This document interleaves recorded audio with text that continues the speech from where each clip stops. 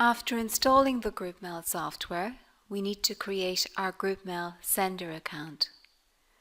You can do this by going to Accounts and clicking on the New Account.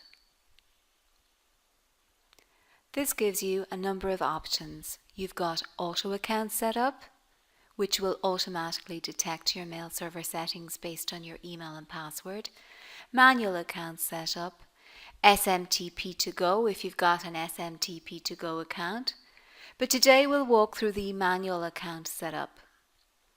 Enter a descriptive name for the account, something that you will recognize the account by.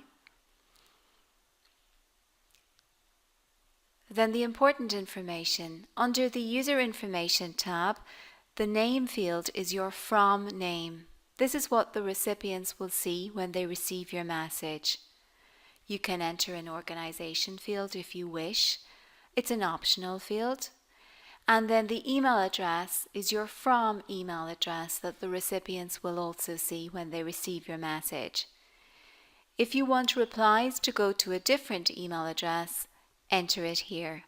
Otherwise, all replies will go to the from email address.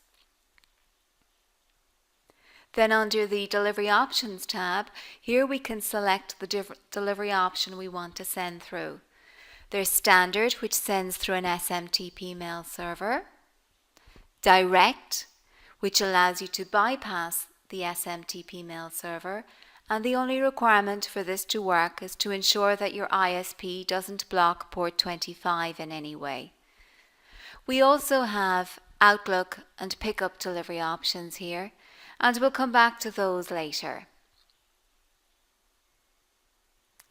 With the standard delivery option, we need to enter the SMTP mail server that we want to send the messages through. If you're unsure of these details, you can check with your mail server provider and they'll be happy to supply you with them.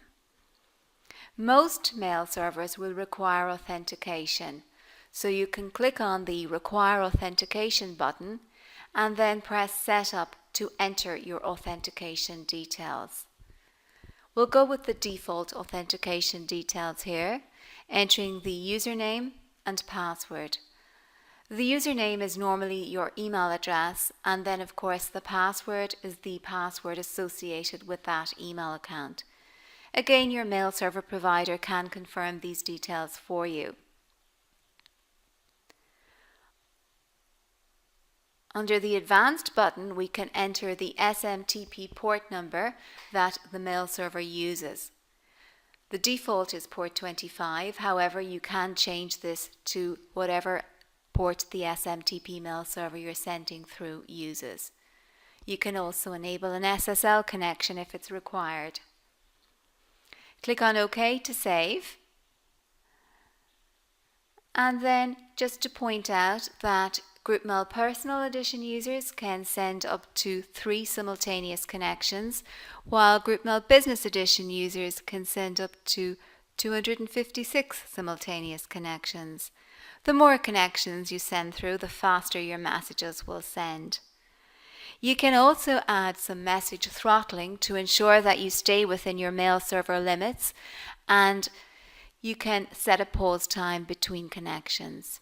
Now let's test this account to make sure it works. Okay, we've got test message delivered successfully, so we now know the details we've entered are correct. We can click on OK to save, and that's our GroupMail sender account created.